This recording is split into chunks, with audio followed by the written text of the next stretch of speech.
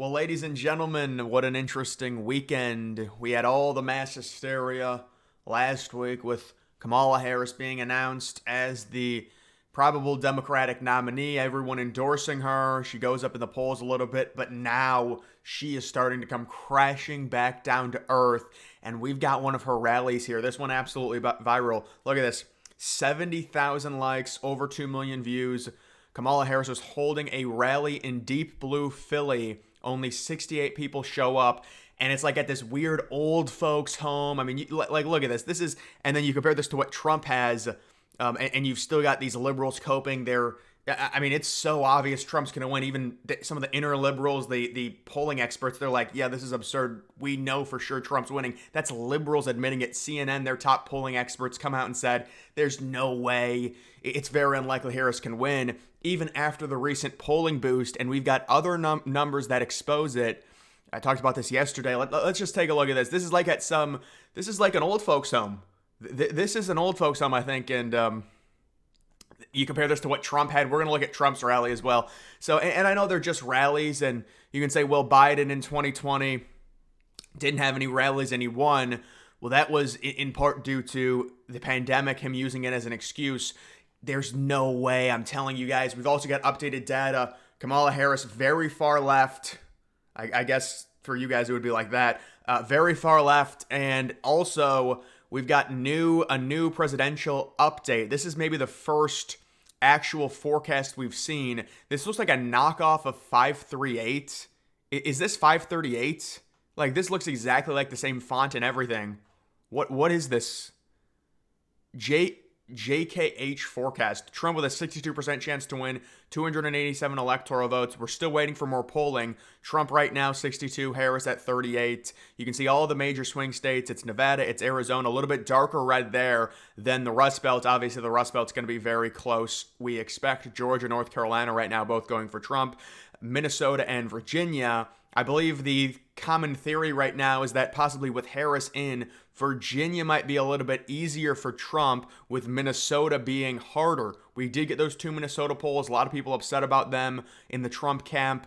The one poll that had Harris up by 10, the other one had Harris up by 6. That was the Fox News poll that had Harris up by 6. So maybe a little bit of a problem there. I would say give it some time when it comes to that. Let the polls adjust. Let the hype die down a little bit. The honeymoon phase is over. And I know there's a lot of doom and gloom saying, oh, she's just going to carry this momentum right into the DNC. Well, it looks like it's already dissipating, and we're seeing numbers. Even this momentum, you just look at a head-to-head popular vote, something that Trump did not lead. If you're looking at the Real Clear Politics average, just the aggregate average head-to-head Biden versus Trump in 2020, and now Trump versus Harris.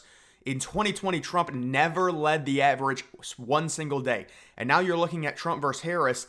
Even after her boost, Trump is still sitting aggregate up by about 2.1 points. So it's just remarkable how different it is this cycle. And you might say, well, the polling is going to be more accurate, or maybe it'll be more lenient to Trump. They say the 2022 midterms is a reason why maybe it's going to overrate Republicans. But remember, that was right after Roe v. Wade. It worked out perfectly for them in terms of the 2022 midterms. You had Sam Bankman-Fried giving Democrats just billions and billions and billions of just fake money.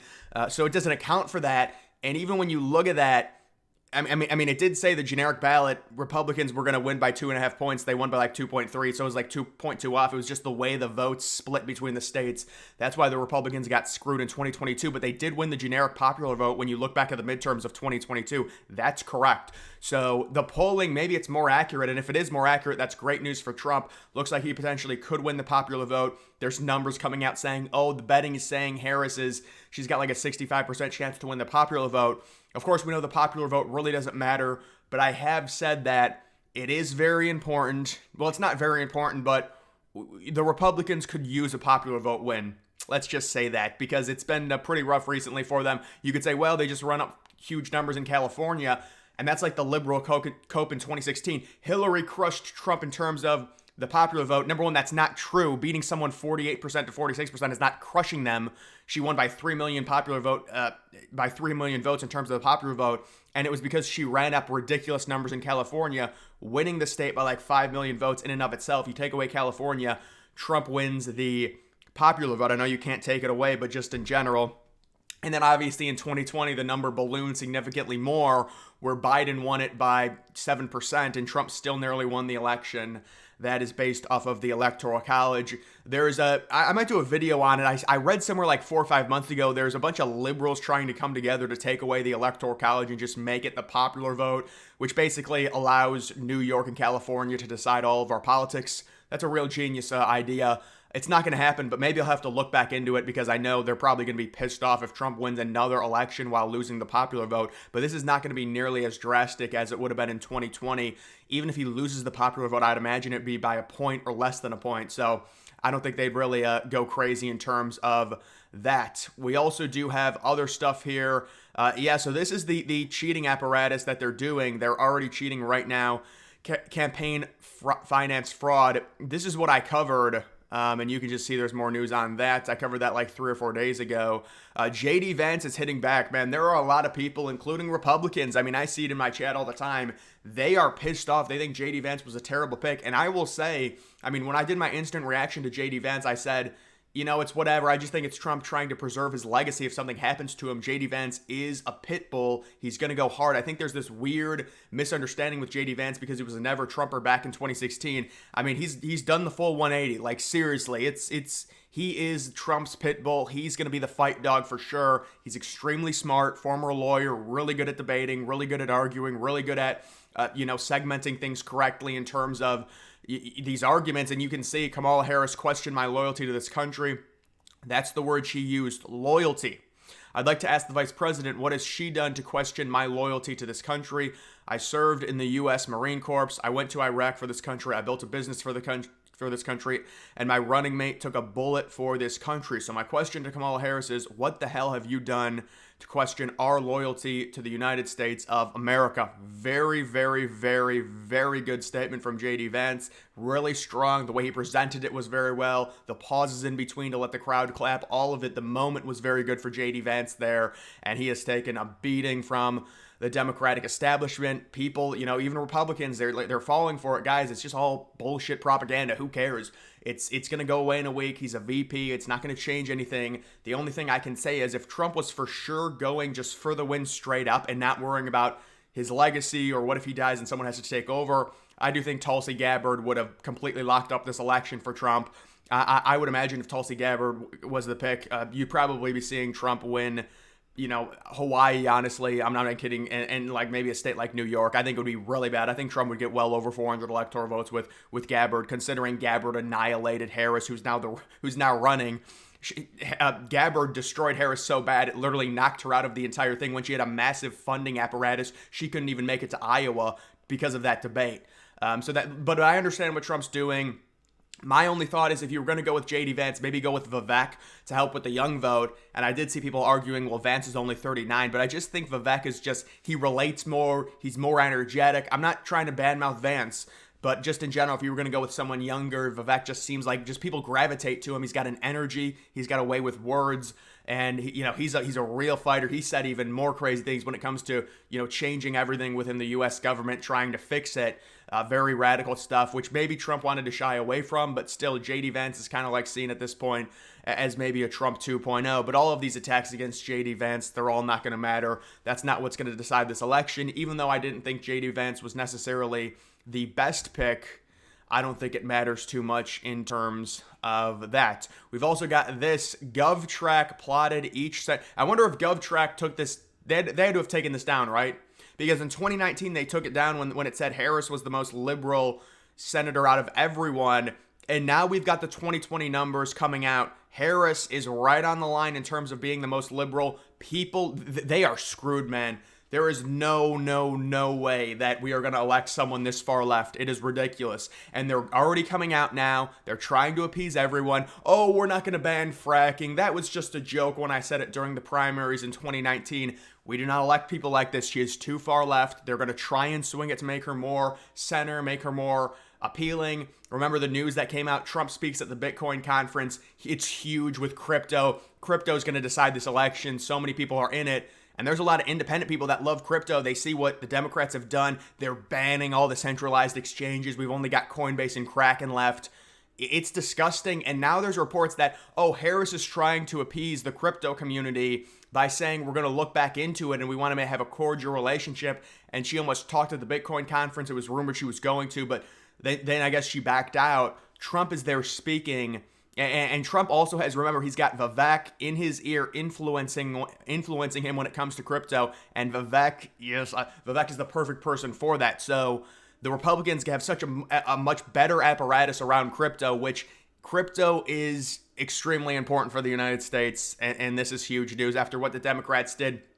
And even it came out, what was it, like 2 months ago, that they were going to reverse something involving crypto, and that with an executive order, Biden didn't do it. So they're really scrambling when it comes to that.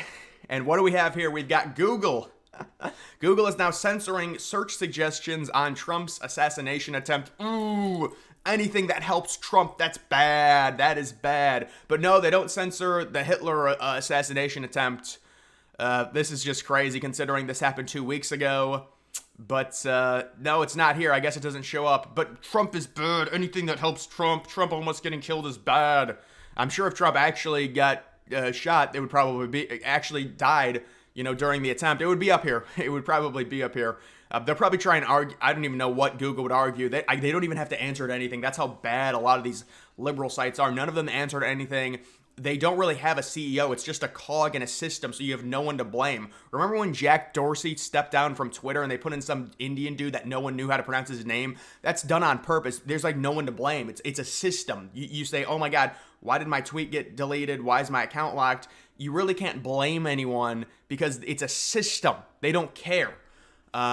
We've also got this. A resurfaced video shows Kamala Harris suggesting that young people should not have children due to climate change. Now, this is completely ridiculous. Especially in the United States, with us losing our natural born population, with all of the immigrants coming in, this is a and I'm sure she wouldn't say this now, but she was very far left, and that's why all these Republicans are coming out with these clips. This is a horrible, someone needs to question her. But again, she'll probably just say, oh, I don't think that anymore. It's just, that's what she's going to be saying with a lot of this stuff because she's trying to appeal to independents. But what a terrible thing to say. I don't know when this was said, probably when she was senator of California. But all of this stuff is going to come back to bite her. She is not winning this general election. There is no way. I find it funny that people think, oh, I'm nervous, I'm scared. This is so ridiculous, guys. There is zero chance that she is beating Trump. There is zero chance. When you look at politics and you look at how far left she is, and Trump's way more established, and Trump won the Republican, primary process. He's been nominated through votes 3 straight times. You compare that to Kamala Harris. It is absolutely hilarious that people are scared about Harris. I understand, anything can happen in terms of politics, but it's just not happening. There is a very, very, very, very, very high chance that Donald Trump will win. And I think when Trump does, we're going to look back on this and it's going to be very obvious that they install this woman who's, number one, shouldn't have even been the vice president based on her likability, based on how badly she performed in the primary, but they make her it as a DEI thing. And she possibly ends up, running for president, it looks like, and I do think she is going to lose. How about this generic ballot poll, Republicans +5. Last poll was Republicans +3. So this is good. This is good. Good numbers for the Republicans, although, it's a smaller sample, still decent numbers there. You also do have, look at this. This is literally just the overflow crowd of people that couldn't get into the Minnesota rally in St. Cloud. This is insane. No Republican presidential candidate has won Minnesota in decades. It changes in 2024. This is just crazy. So remember Harris's rally? Well, this is the people that can't get into the Trump rally. Trump did say he was doing the outdoor rallies, which I do think is risky. He's also going back to Butler, Pennsylvania, which is a very savvy political move. Go back there, milk that a little bit for sure. Not in a bad way, but I'm just saying it's good to do that. It makes people feel bad for you. You can take the momentum back doing that. So just a ridiculous crowd here for Donald Trump. He was at the Bitcoin conference yesterday. He's doing a rally in the span of like 5 or 6 hours. They're still trying to gaslight about his age. They're grasping at literal straws. They have nothing. And the Trump support is just so high right now. The approval rating is ridiculous. He's sitting basically even in terms of approval, disapproval. Kamala Harris is -9. Now, Kamala and Biden are both improving because the Democrats have this kumbaya moment where it's like, oh my God, she's a god all of a sudden because she's facing Trump. So they'll approve of her now. It's hilarious how that works. But who really cares? Trump still has a higher approval rating. Even if Trump had a lower approval rating, it wouldn't really matter. Biden had a 15 to 16 point approval advantage over Trump, and Trump only lost the election in 2020 by about 40,000 votes over 3 or 4 swing states. So when it comes to this, I was also doing the electoral map yesterday, looking at different potential scenarios for Trump. I do think Georgia is going to be I can't really say. The thing is, for the Republicans, they have so many paths. You can't say you got to win that state for sure, because like in 2020 and 2016, it was always Florida. Florida, know how you got to win those states. Now they've won them. Florida is right. The Democrats have given up on it. So it's like, what is the next state for Trump? And I do think it potentially could be Georgia. Georgia is 16 electoral votes. It is a big, big state for Trump. If he can win that, you know, maybe take one of two of Arizona and Nevada. We'll have to see with the VP. The latest odds I saw, Josh Shapiro now ahead of Mark Kelly in terms of VP. Mark Kelly out of Arizona, Josh Shapiro out of Pennsylvania. That's a purely strategical pick for them. Obviously, there were some questions about Josh Shapiro, with him being Jewish, but they possibly could choose him because they need that help in the Rust Belt. They need to sweep the Rust Belt.